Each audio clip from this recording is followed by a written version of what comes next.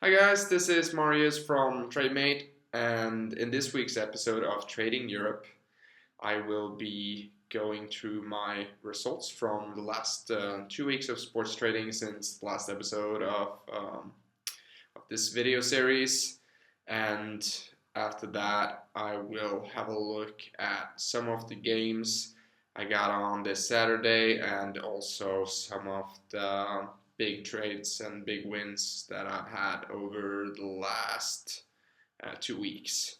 So, as always, I hope you enjoy it. It's been a good day so far. I got currently 56 trades open. I got $1,947 in play.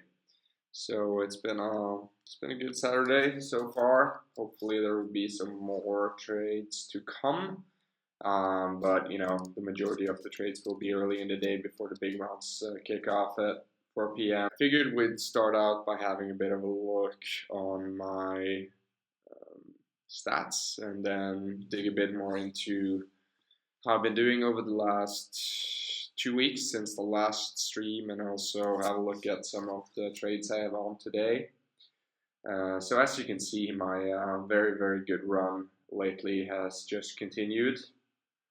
So it's about 2 weekends ago, I had like my best single day ever, and since then, things have kept going upwards.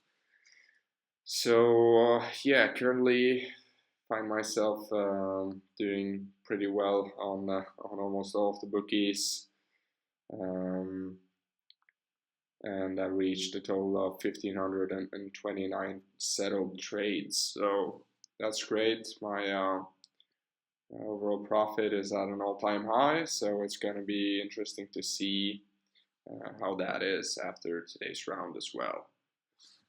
And yeah, let's have a look over at the analytics page and see what's up there. So currently my average closing edge is at 2.5%. My flat ROI is at 5%, so running at twice what I should expect to be running at. And then my stake sizings brought me an additional 2.3% ROI.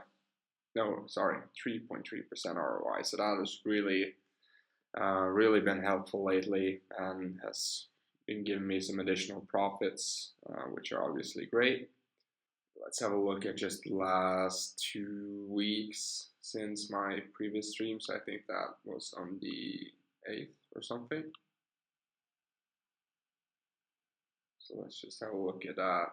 And 133 trades, running pretty awesome. With a rather crazy ROI overall. So obviously it's fun when the run good happens.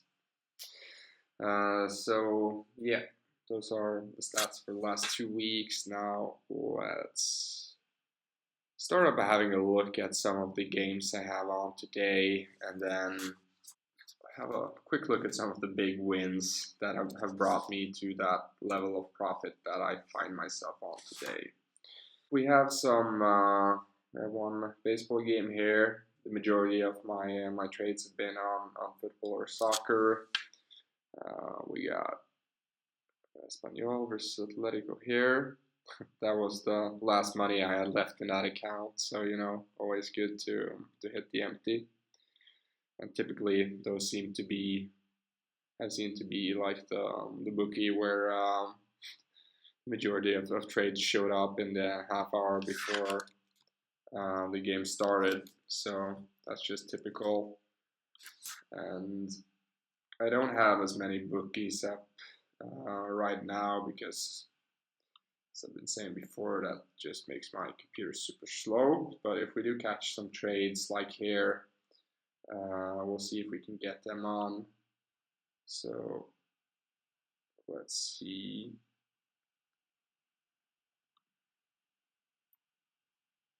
If we can find this one.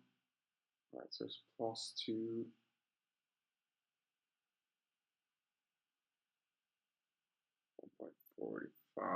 Yeah, that looked rather marginal. So,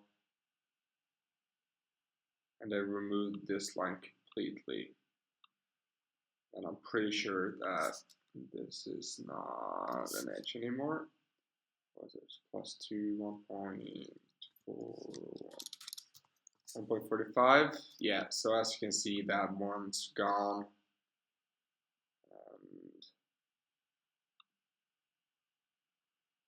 And I'll have a look here as well for the under. They haven't been the fastest guys to change that, but I do think this is one of the bookies that have been rather slow once I'm streaming. So we'll have a look while that loads and just get back to the My Trades page and have a look. Yeah, so a couple of Dutch games, and we got the Chelsea-Tottenham game later today. It's going to be an interesting one. It's going to be interesting to see how the odds move in that game as well. Let's have a look here. Yeah, we got some Norwegian action as well. I'm always a bit skeptical when I see large favorites in Norwegian football, which tends to be a bit unpredictable. But you know, you gotta trust the numbers and the market really, and not give into the biases that each and every one of us has. So yeah, I did put that trade on. And we got a couple of French games. Got some more money here on Brentford versus QPR. A bunch of lower English league here, and I ran into a limit here on this bookie here, so I decided to play some more money on a different one. So that's why I have 2 bets on the same game and same outcome and everything. Because the Kelly was telling me to put down more money than what I was able to do. And we got, I think this is Swedish first division. Yeah. And yeah, it's been pretty solid on the lower English divisions so far today. And this edge here at Norsk Tipping was rather crazy. I only got in like when I originally placed it, I think it was around 5% edge, and then it continued to drop, so it was like a 10% edge, and I tried to get more money on it, but of course by that time they'd stopped all bets on that game. Otherwise, that would have been great. I think I might have been able to get in a bit more money because there was also an edge on the European handicap for Rotherham to win at 1.80 odds. So I think I combined that with one of the Swedish first division games. It is a bit annoying at NT that you have to combine games sometimes, but if you combine 2 edges, then it's better than not having any action at all, in my opinion. So I got that trade on there. And let's see here. Yeah, I think this was the game I matched it up with, the Mattersburg game. So I'll definitely be paying attention to how those proceed. And let's see, we got some more Premier League action here. So actually, I did get in a couple of bets on the Premier League in general, which is great. I always prefer having my money in on the largest leagues since the markets are a bit more stable there. But at the same time, you know, usually there's fewer edges since the markets are a bit more efficient in the top divisions. But been able to get in some good action, so happy with that. Let's see, some more lower English league, a bit of German football here. Always happy to get an over in any game that Bayern Munich is playing. And yeah, now they're out of the Champions League as well, so they can focus a bit more on thrashing all of their opposition in the German league. So we'll see if they get their revenge versus Mainz this weekend. And yeah, got a trade here in the Russian Premier League on Rostov. And bit of Norwegian First Division. That's always good. All right, what else do we have? A bit more Italian, a couple of Italian games. Yeah, and here in general, I don't place multiple trades on a single game, but I do make an exception whenever there's an edge on NT, and these two trades, they're not like super conflicting either, so I went ahead and placed that. Let's see if there are a couple more. Yeah, a couple of trades I placed early. Been experimenting a bit with finding some value in draws, so we'll see how that plays out. Still more of a hypothesis at this stage, so we'll see how the results go. And in the meantime, we can have a look at some of the big wins of the past week. Watched the Barcelona versus Juventus game, and I guess that was a case of an irresistible force in terms of Barcelona's attack versus an immovable object in Juventus's defense. I think Juventus is up at around like 550 minutes in a row now without conceding in the Champions League, which is just crazy. While Barcelona prior to this game had scored in at least 3 goals at home in every Champions League game this season, if I'm not totally mistaken. So Juve came through in the end, and this was just an amazing trade, really. Yeah, so when I placed it, it was a 10% edge at 2.06 in odds, which is just really incredible. And it closed at 11.3 as well. So this was one of the instances where currently I have a max bet at around 0.5 to 1% of my total bankroll. So even if the Kelly suggests that I should go higher, I'm not doing it because I want to stick to a level that I'm comfortable with.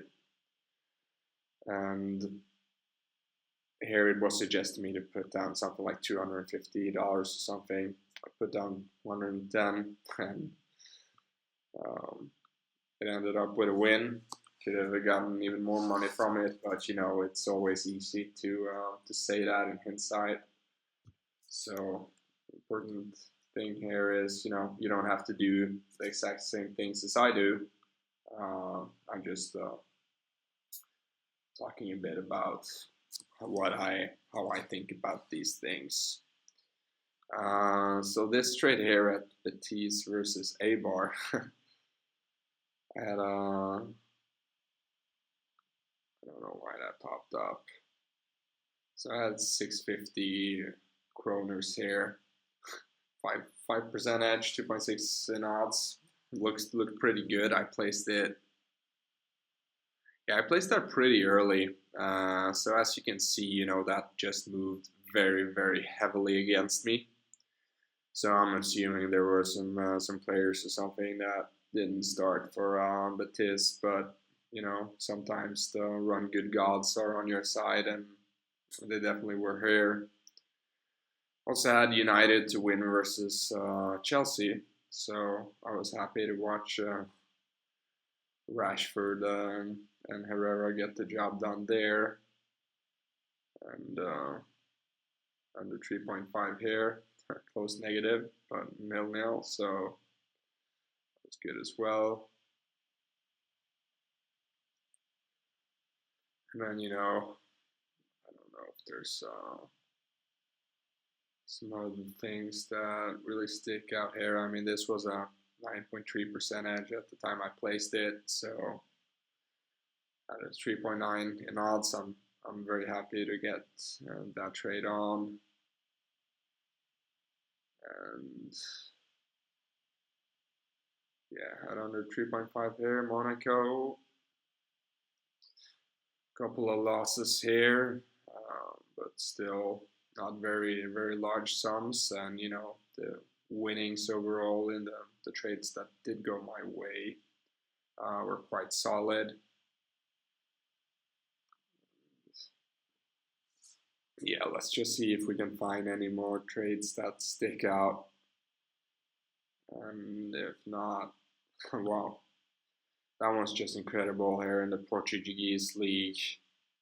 Over 2.5, 7.6% edge when I placed it, closed at 20% edge, and it went in. That's what we like to see. And here's the trade.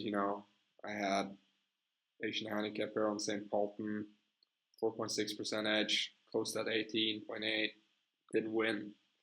So that happens. It's just a matter of getting the money in correctly. And I'm just a bit curious to see if Joshua King has scored again, since he's been on fire for Bournemouth lately. So yeah, I am a bit curious with regards to that. I don't think I have anything on that game. No. And Joshua King has done it again. Yeah, always fun to see Norwegians doing well in the Premier League. It's been a couple of them over the last 2 decades, but definitely more so in the 1990s and the early 2000s than in later years. So it's good to see someone doing well. All right.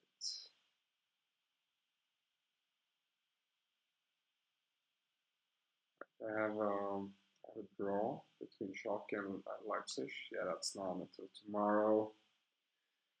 Hertha's currently a draw. That's good. Stoke are down. I have a draw there. Yeah. So this is what happens when you do the custom trades, mixed up the home and away team. But it doesn't matter too much. Too much here. Let's have a look. What did I have in the? I had over 3.5 in the Bayern game, and mines have given me some help there. So that's been pretty great. Let's see here, some of the large trades that I have. Kongsvinger ought to have started.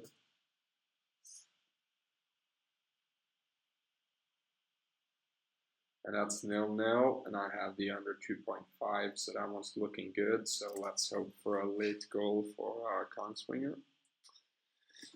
And then both of my trades will go in to Nana. That's always nice when you have a large bet plus the handicap and they're up. So these were the underdogs. I think it was around 3.85 or something for these guys to win straight up. But they've been doing well so far. We got a draw in the Avellino game, 1-1 cards, so hopefully it will last, but we'll see. Let's have a look at the Brest game. That's currently a draw. That's good. And then I have the Manchester City women's team here versus Lyon.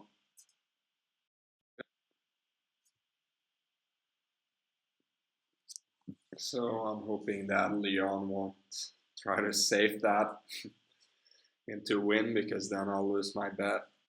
They should go out and score another goal before that game finishes. I had Frankfurt in this game and Augsburg were up 1-0, so that's not great. And so we'll look at the Turkish game as well. Have the draw there, close to finishing. We'll see if it lasts. And I think we had a look at all these draws. Yeah, we didn't look over the championship. So there we have. Yeah, it's not really too interesting to have a look at the draws early on, since there's not going to be a lock there early anyway. Thanks for watching. If you like the Trading Europe series, then it's great if you subscribe to our channel and give us an upvote. Just so you know, I've been changing the schedule of Trading Europe a bit. Now I'll mainly be streaming after the big round on Saturday's start. Sometimes I'll move it over to Sunday, depending on when my favorite team, Liverpool, is playing. It will be announced on Trademate's social media pages.